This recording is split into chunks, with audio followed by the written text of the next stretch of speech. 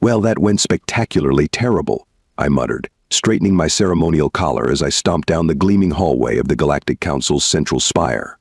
The emergency session had just concluded. No, that's not right. Concluded suggests an orderly ending. This was more like watching a star go supernova while sitting on its surface. IAM, or perhaps more accurately at this point, was Ambassador Krell Daxon, senior diplomatic representative of the Uthrian Confederacy, and, until approximately 26 minutes ago, the Council's leading expert on human relations. Not that it matters anymore. None of us are experts on humans. That's the problem.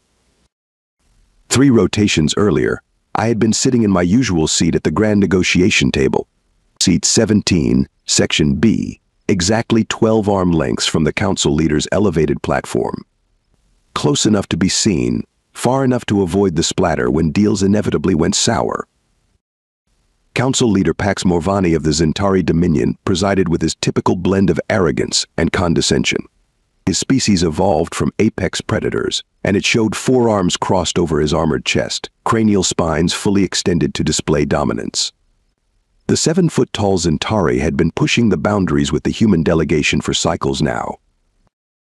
The Council has reviewed your petition regarding the Orion Spur mining operations, Morvani announced, not bothering to look at the human delegation directly.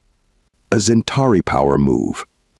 Your concerns about resource allocation have been noted and dismissed. The Arcturus Protocol clearly states that developing species receive proportional resource rights. Humans remain classified as developing. A murmur rippled through the chamber. Everyone knew this was political maneuvering. The developing species designation for humans was a technicality the old powers clung to, despite humans now possessing technology that made some of our ancient civilizations look primitive. I watched Ambassador Eleanor Blackwood carefully. Unlike previous human representatives who wore emotions openly, Blackwood was different, calm, collected, almost preternaturally still. Her silver-streaked dark hair was pulled back severely, her blue eyes calculating. When human anger burns hot, you can navigate it. But Blackwood's anger ran cold, and that was far more dangerous. Interesting interpretation, Council Leader, she said, her voice carrying effortlessly despite its quietness. Especially since human technology currently powers 63% of your Dominion's defense grid. Morvani's spine stiffened. Are you threatening the Zentari Dominion, Ambassador? Blackwood smiled. Not the warm expression humans use among friends. This was something else, like watching a predator decide whether you're worth the effort to hunt. Not at all. Simply stating facts. Facts seem in short supply here lately. She closed her data tablet with a soft click. For 3 centuries, we've participated in this council. We've shared medical advances that saved trillions. We've provided clean energy technology that prevented ecological collapse on 27 worlds. We've respected your traditions, learned your languages, adapted to your gravity standards. She stood slowly. The entire chamber seemed to hold its breath. And in return, you've systematically classified us as developing to limit our resource rights. You've reverse-engineered our freely shared technology and claimed patent ownership. You've established tariffs specifically targeting human goods while calling it market protection. Morvani's aide, a nervous Zentari named Vrex, leaned forward to whisper something urgent, but Morvani waved him away. The Council will not be lectured by. The Council will not be addressing humans anymore, Blackwood interrupted, something no diplomat had dared do to a council leader in 900 cycles. This body has demonstrated it cannot negotiate in good faith. Therefore, humanity is withdrawing from all galactic agreements, effective immediately. The chamber erupted. I knocked over my hydroflask in shock, soaking my ceremonial robes. The Mikari representative began stress-shedding luminescent spores. 2 Polvoxy delegates actually merged into their panic form. You cannot simply withdraw, Morvani roared. There are protocols, procedures, all of which include provisions for withdrawal under Article 7, Section 12 of the Galactic Charter, Blackwood replied, already gathering her materials. Perhaps you should have read it more carefully before systematically violating it. That's when I rushed to action, pushing past startled delegates to reach the human section. Ambassador Blackwood. I wheezed, my respiratory membranes fluttering anxiously. Please, this is a misunderstanding. The council merely needs time to reconsider. Here, a short recess. We've given you 300 years of recesses, Ambassador Daxon. There was something like pity in her eyes. Time's up. The entire human delegation stood in perfect unison, a synchronized movement that sent a chill through the chamber. As they reached the grand doors, Blackwood turned back to the stunned assembly. We'll see ourselves out, she said quietly. Good luck. Those 4 words carried more menace than any threat I'd heard in centuries of diplomacy. After they left, I spent 16 straight hours in emergency meetings. I called in favors from 7 different species. I drafted 9 alternative resource proposals. I even contacted my old academy rival, now heading galactic intelligence, begging for insight into human intentions. They're actually doing it, Krell, she told me, using my personal name, a sign of how dire the situation was. All human ships are returning to their space. Diplomatic outposts are being shut down. They've initiated the withdrawal protocols for every single treaty. But they can't just leave, I protested. The galactic economy would collapse. Security arrangements would fall apart. There would be chaos. She gave me a long look through the holo projection. That sounds like our problem now, doesn't it? Not theirs. As the reality sank in, I realized the most terrifying aspect wasn't that humans were leaving. It was that they didn't seem to care what happened to the rest of us once they were gone. The council chambers behind me erupted in panicked shouting. Various diplomats from across the galaxy, some with tentacles, others with chitinous exoskeletons, a few who existed primarily as sentient gas clouds, were all yelling, threatening, or quietly calculating their species' survival odds. The humans had just announced their complete withdrawal from galactic affairs, effective immediately. No negotiations, no transition period. Done. Ambassador Daxon. A breathless voice called from behind. I turned to see Trill, my Fodaran assistant, scurrying toward me on her 6 insectoid legs. Her compound eyes reflected my own worried face multiple times. The Zentari delegation is demanding answers. They say you promised the humans would never do this. I snorted, a very UN diplomatic sound. What I promised was that if we kept treating humans like expendable resources, they'd eventually decide we weren't worth the effort. Congratulations to the esteemed council, it only took them 300 standard cycles to prove me right. The truth was, everyone had underestimated humans from the beginning. When their primitive ships first stumbled into our galactic community, they seemed like just another bipedal curiosity. Soft-skinned, technologically backward, their homeworld circling an unremarkable yellow star at the spiral arm's edge. The Zentari classified them as pre-ascendant, a polite term for mostly harmless, potentially useful labor. What a cosmic joke that assessment turned out to be. Within 50 cycles, human innovation had revolutionized propulsion technology. By the 1st century mark, they'd solved energy storage limitations that had stumped our best minds for millennia. When the Malkuth plague threatened to wipe out 16 sentient species, it was a human medical team that developed the cure in just under 2 weeks. The council leader has called a second emergency session, Trill chittered nervously. They want a threat assessment.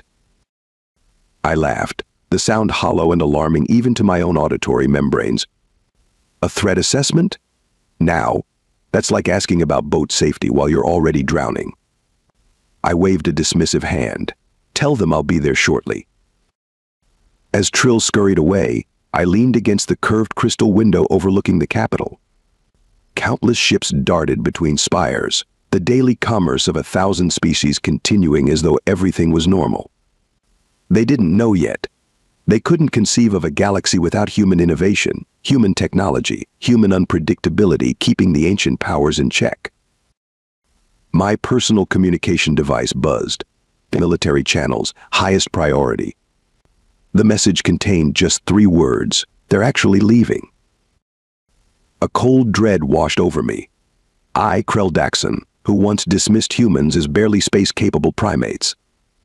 In a closed council session, a recording of which humans somehow obtained and distributed across the galactic network, was now facing a universe where those same humans had decided we weren't worth talking to anymore. And that terrified me more than anything in my 300-cycle diplomatic career. "You look terrible," said Lumi Varden, sliding a glass of bubbling green liquid across the scratched metal table.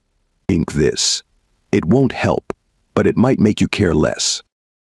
I had arranged to meet the intelligence operative at the Broken Thruster, possibly the seediest establishment in Portside District. The air was thick with smoke from substances of questionable legality, and the constant rumble of ships docking and departing made eavesdropping nearly impossible. Perfect for conversations you didn't want intercepted. Lumi wasn't her real name, of course. The slender Neridian with silvery skin and calculating eyes had at least 12 known aliases across 4 quadrants. Her network of informants was legendary, and right now I needed information more than I needed dignity. "Tell me we have a contingency plan," I said, ignoring the drink. "Tell me someone, somewhere in this bloated bureaucracy of ours, anticipated humans doing this." Lumi's laugh was sharp and humorless. No one could predict humans. That's the whole problem, isn't it? We've been getting them wrong since day one. She took a long sip from her own glass, which contained something that occasionally glowed. "Remember First Contact? That rickety little ship of theirs wandering into Zentari space?" I nodded. It was before my time as ambassador, but the recordings were standard diplomatic training material. "The captain, what was his name?" "Powell," I supplied. "Captain James Powell." "Right, Powell." When the Zentari commander demanded his immediate surrender or face annihilation, Powell responded with something like, "We're terribly sorry for the intrusion. We'd be happy to discuss this misunderstanding." Lumi shook her head, and the Zentari interpreted his politeness as fear, as submission. They thought they'd found another easily dominated species. "A catastrophic misreading," I admitted. 6 months later, when the Zentari boarded another human vessel and tried to claim it as a prize under the right of conquest, the humans introduced the galaxy to what they call special forces. The Zentari still don't talk about what happened on that boarding party. She leaned forward. "We're pattern recognition species, Krell. We evolved to understand threats that behave predictably. Humans never did." She was right. The galaxy had continuously underestimated humans, continuously misinterpreted them. I thought back to the Thorgon equation incident. For 12,000 years, the greatest mathematical minds in the galaxy had wrestled with the famous unsolvable problem, a set of quantum calculations so complex that it was generally accepted as a theoretical impossibility. Then, just 70 years after joining the galactic community, a human mathematician named Anita Bose casually presented a solution during an academic conference. The initial reaction was disbelief, followed by careful verification, followed by stunned acceptance. When asked how she'd managed what countless others couldn't, Bose shrugged and said, "I looked at it sideways." "You're thinking about the Thorgon solution," Lumi said, reading my expression. "Among other things," I admitted. "The Proxima incident weighs heavily on my mind right now." Lumi's expression darkened. It should. Every military strategist in the galaxy rewrote their playbooks after that. The Proxima incident. A single human exploration vessel, the Hayes Dauntless, had strayed into contested space. The Krell Tar, no relation to my species, despite the similar name, surrounded the ship with a battle fleet of 27 warships. What should have been a simple capture or destruction turned into a legend. When the Krell Tar commander ordered the humans to power down and prepare for boarding, Captain Maya Santos responded with, "That's not going to work for us." Then the Dauntless executed a series of maneuvers that should have been physically impossible, but targeting each Krell Tar vessel with precision strikes that disabled rather than destroyed. Within 14 minutes, all 27 ships were dead in space, with minimal casualties. Later analysis revealed the humans had been testing a new propulsion system that essentially allowed them to fold space-time on a micro scale. They hadn't even been using weapons, just precise kinetic impacts at relativistic speeds. The humans could have obliterated the galaxy several times over if they'd wanted to, Lumi said quietly. Yet they joined our councils, followed our rules, even when those rules were used against them. I downed the green liquid in one gulp, immediately regretting it as fire spread through my 3 stomachs. And now they're leaving us to our own devices. That's what worries me, Krell. Lumi's eyes reflected the dim bar lights like mirrors. We never understood why they stayed. So how can we possibly understand what it means that they're leaving? Interstellar News Network emergency broadcast, 3 days after the council session. Markets across 17 sectors have suspended trading following unprecedented crashes. The Galactic Exchange has lost 46% of its value in just 72 hours as investors panic over human withdrawal. Many major corporations heavily dependent on human technology partnerships have seen their valuations collapse entirely. I switched off the broadcast and stared out the viewport of my diplomatic shuttle. We were passing the Artaxian Nebula, once a dead zone of radiation, until humans developed the pulse shield technology that allowed safe passage. Now hundreds of ships were backed up at the nebula's edge, afraid to enter. Nobody trusted the shields would keep working without human maintenance. Ambassador, incoming communication from Premier Nazix, my pilot called. I sighed. Nazix was the 6th planetary leader to call in the past hour. Put him through. The Valerian Premier's face appeared, his eye stalks twitching erratically, a sign of extreme agitation in his species. Ambassador Daxon. Is it true? The humans are shutting down the medical satellites? I'm afraid so, Premier. They're recalling all their technology. But our entire pandemic prevention network runs on human biofilters. Millions will die if... They've provided a 6-month operational window and basic maintenance instructions, I assured him, though I knew the instructions would be nearly impossible for Valerian technicians to implement.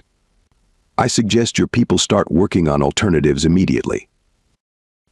After ending the call, I received a priority alert from my aide. An emergency meeting of the Galactic Defense Council had been called. Switching course, I arrived at the heavily fortified station to find it in chaos. Defense Minister Torm Brell, a usually stoic Caraxian, was shouting at his staff. His exoskeleton had turned a pale yellow, the Caraxian equivalent of a human going ghost white. They've withdrawn access to the quantum comm network. 30% of our early warning systems just went dark. The Havari Dominion could be mobilizing right now, and we'd have no idea until their dreadnoughts appeared in orbit. Across the room, Admiral Pax of the Combined Fleet was having what appeared to be a nervous breakdown. The targeting systems on our primary defense platforms are failing system by system, she hissed through clenched mandibles. They all run on human algorithms, and the access codes are being revoked remotely. We're essentially flying blind, shooting blind, and thinking blind. I spotted General Krav, the grizzled old warrior who had once fought alongside humans during the Scourge conflict. Unlike the others, he sat quietly in a corner, looking almost amused. You don't seem concerned, General, I observed, taking a seat beside him. Oh, I'm terrified, he replied conversationally. But I'm old enough to remember what happened to the last species that tried to force humans to do anything. He chuckled darkly. The Mrazix thought they could hold a human colony hostage to extort terraforming technology. Want to know what's left of the Mrazix now? I nodded grimly. The Mrazix were now just a footnote in xenoanthropology texts. The problem isn't just dependency, I said quietly. It's substitution. We stopped developing our own solutions because human solutions were better. The Philaxi stopped researching fusion because human antimatter tech was cleaner. The Joth abandoned their medical research because human nanites were more effective. We've collectively atrophied. General Krav nodded. And now our crutch is walking away. A junior aide rushed up to me, panic in his eyes. Ambassador. The humans have just shut down the gravity stabilizers on Proxima Station. 40,000 beings are being evacuated. As the station around us erupted in fresh panic, I felt a cold realization settle into my core. This wasn't just an economic crisis or a military disadvantage. This was an extinction-level event playing out in slow motion. For 3 centuries, thousands of worlds had built their civilizations on top of human innovation, like someone building a house on borrowed land. Now the owner was taking the land back, and our house of cards was already beginning to collapse. What do we do? The aide asked me, eyes pleading for reassurance. I had none to give. We pray, I said simply. We pray the humans decide we're worth coming back for. They're all moving, every single one, simultaneously. The monitoring officer's voice cracked as he reported to the emergency council session. His tentacles trembled as he manipulated the holographic display, showing thousands of blinking lights converging on a single point. Every human ship, from every corner of the galaxy, began returning to their home system exactly 26 hours ago. Military vessels, civilian transports, research craft, mining operations, all of them. The coordination is perfect. I watched Council Leader Morvani's face darken. Perfect coordination across thousands of light years without using the quantum communication network they'd just shut down. Which meant the humans had another, superior communication technology they'd never shared with us. How long until they're all back in Sol's system? Someone asked. That's the thing, the officer replied, his voice dropping to a whisper. The fastest ships should take weeks to return from the outer territories. But they're all moving at speeds we've never recorded before. Some appear to be traveling at over 300 times standard FTL velocities. A stunned silence fell over the chamber. 300 times faster than our fastest ships. It was inconceivable. Monitoring estimates all human vessels will have reached Sol within 72 hours. As the council descended into panicked debate, my personal communicator buzzed. A message from Trill, Embassy District. Now. I found my assistant watching from a safe distance as humans systematically dismantled their embassy, the largest diplomatic compound in the capital. Not with destruction, but with practiced precision. Modular components separated seamlessly, heavy equipment folded into impossibly compact forms, and everything was being loaded onto transports. They started 12 hours ago, Trill said, her compound eyes reflecting the scene multiple times. No warning. The ambassador and senior staff just began taking everything apart. Watch how they're handling those power cores. I observed with growing unease as humans casually carried energy sources that could power small cities, treating them like commonplace items. 2 workers passed what I recognized as a quantum entanglement communicator technology most species treated as their most precious possession, tossing it between them like a piece of sporting equipment. Same thing is happening at every human facility, Trill continued. The trading post in Sector 7, their research stations, mining operations, agricultural colonies, all being dismantled with the same efficiency. Over the next 48 hours, reports flooded in from across the galaxy. Human presence, which had been woven into the fabric of galactic society for centuries, was being systematically erased. Then came the communication blackout. I was in my office when it happened, a sudden silence as every human communication channel went dead simultaneously. One moment, we were monitoring thousands of human communication signals, the next, nothing but static. They've gone dark, my security chief reported grimly. In complete information quarantine. No signals in or out of human space. The next phase was perhaps the most unsettling. Throughout the galaxy, massive human space stations, some housing millions of beings from hundreds of species, began to move. The smaller ones were simply towed away by enormous human vessels that seemed to appear out of nowhere. The larger installations initiated previously unknown protocols. I witnessed it firsthand at Nexus Hub, the largest human-built station in the Orion Arm. I had traveled there desperately seeking any remaining human officials who might listen to reason. Instead, I found the station's non-human population being calmly but firmly evacuated. "This installation will undergo controlled deconstruction in 6 hours," announced a pleasant-sounding automated voice. "Please proceed to evacuation points in an orderly manner." From the observation deck of my departing ship, I watched in horror as the magnificent structure 12 kilometers long and home to over 2 million beings began to fold in on itself like origami in reverse. There was no explosion, no debris. The station simply collapsed into a singularity point and vanished with a brief flash of blue light. Pure, impossible technology. Not destruction, dissolution, and reclamation on a scale we couldn't comprehend. But amidst this methodical withdrawal, something strange emerged. Reports began to surface of gifts left behind by departing humans. Specific individuals across dozens of species received small packages, each containing what appeared to be technology, but unlike anything previously shared by humans.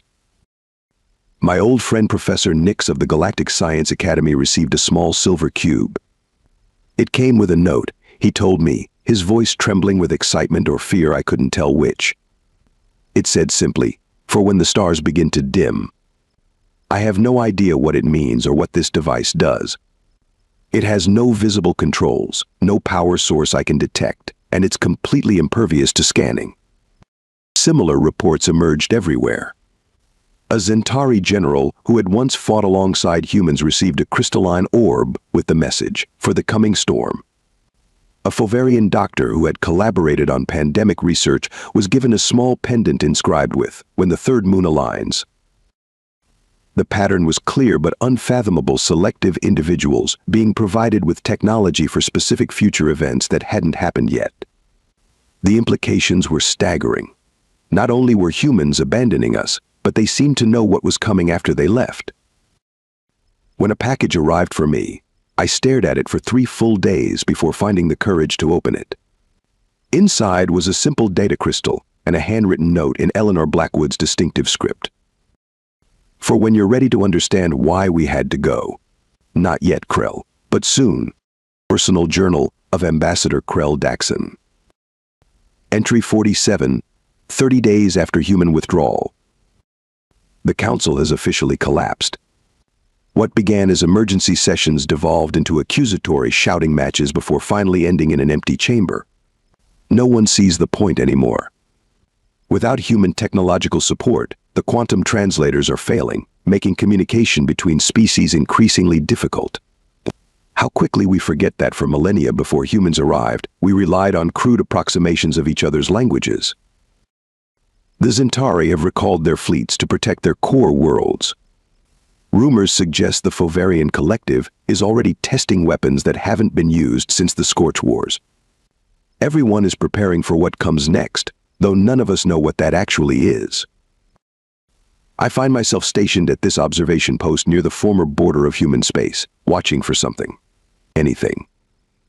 The silence from Sol system remains absolute. Entry 63, 90 days after human withdrawal. The economic projections were optimistic, it turns out.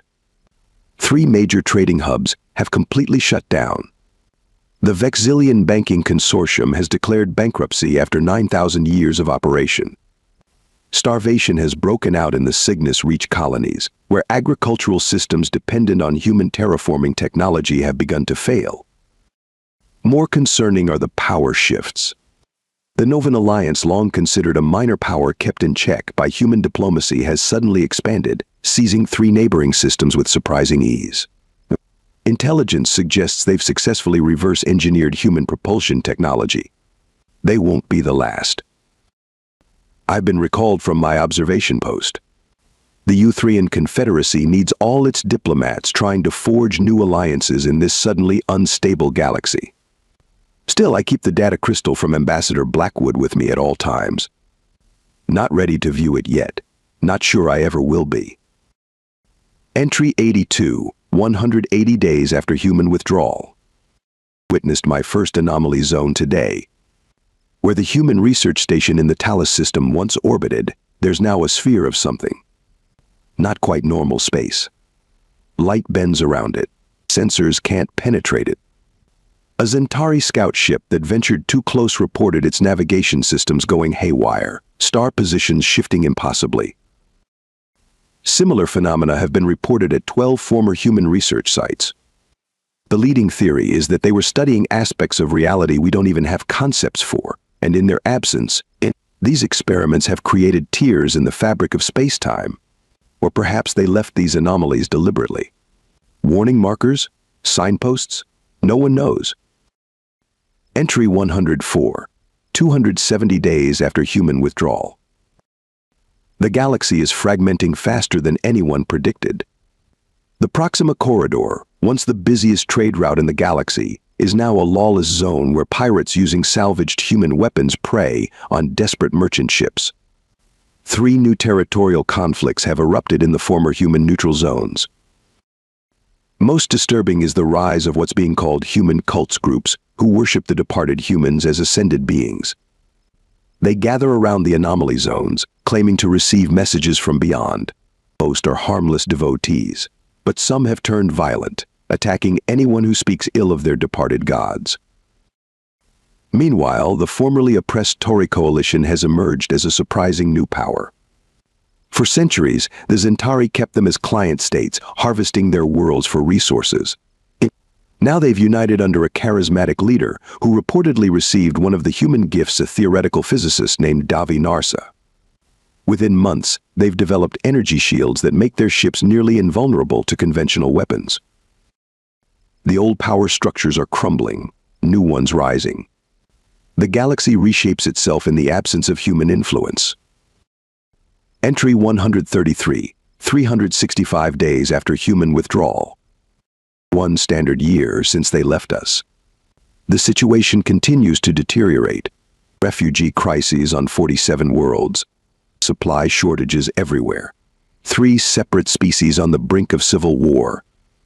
The glue that held galactic civilization together wasn't treaties or councils or shared interests.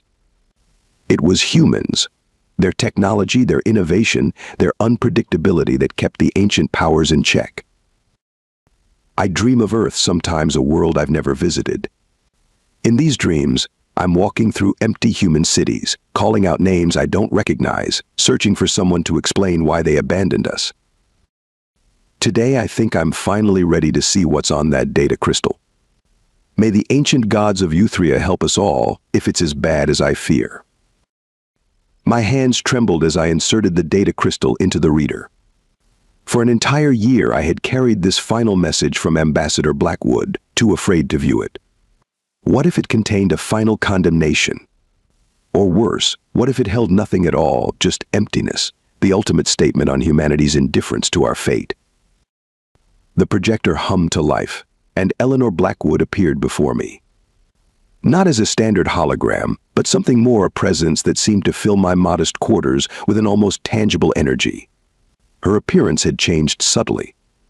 Her eyes held a depth that seemed to look through me rather than at me, and occasional ripples of something like luminescence moved beneath her skin. "Hello, Krell," she said with a warm smile. "If you're watching this, at least a year has passed since our departure. I hope the transition hasn't been too chaotic, though I suspect it has." She paused, her form shifting slightly, not like a holographic glitch, but as though she were momentarily existing in multiple states simultaneously. "First, I want you to know that this wasn't spite. You were right in those closed council sessions when you argued for better treatment of humanity.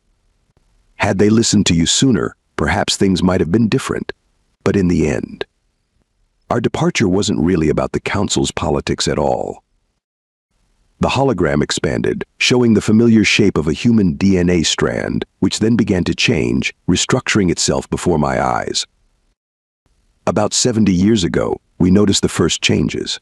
Subtle genetic mutations appearing in children born on vessels traveling at our highest FTL speeds. Quantum entanglement at the cellular level. By the time we understood what was happening, the process had already begun. Humanity was evolving. Well, not in centuries or millennia, but in decades. The display shifted to show human brain scans, neural activity patterns, unlike anything I'd ever seen. We didn't leave the galaxy, Krell. We left 3-dimensional space.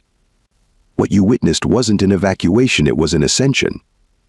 We've evolved beyond physical form, into what you might call a higher dimensional plane. I gasped, dropping my datapad with a clatter. The anomaly zones. The inexplicable phenomena at former research stations. They weren't accidents or abandoned experiments. They were windows or perhaps doors. Our continued presence in normal space-time was becoming unsustainable, Eleanor continued. The energy output of our transformed consciousness was creating dangerous ripples in reality. But we had to leave, or risk tearing holes in the fabric of the galaxy itself. Her image stepped closer, seeming to study my face. Those gifts we left behind, they're not weapons or tools in the conventional sense. They're shields, anchors of stable reality. Each one creates a protective bubble against what's coming. What's coming? I whispered, though this was only a recording. As if hearing me, Eleanor's expression turned grave. The same process that transformed us is affecting the fundamental forces of this galaxy. Space-time is becoming increasingly unstable. Within a decade, vast regions will become uninhabitable as reality itself unravels. The gifts will protect those species we believe have the capacity to weather this storm and perhaps, eventually, follow our path. She smiled then, a genuinely affectionate expression that caught me off guard. Your gift is different, Krell. You always saw us more clearly than the others. This crystal contains coordinates not to a place, but to a frequency, in a way to communicate with us, when necessary. You're our ambassador now, to a galaxy that must prepare for transformation or extinction. Her form began to fade, but her voice remained strong. We didn't abandon you, old friend. We just had to change, and now, so must you all. As the projection ended, I sat in stunned silence. Not a retreat, but an evolution. Not abandonment, but ascension. And somehow, I had become the ambassador to beings who had transcended physical reality itself. I picked up my communicator with newfound determination. There was work to be done. A galaxy to save. A future to prepare for. And perhaps, someday, a path to follow our human friends into whatever impossible realm they now called home.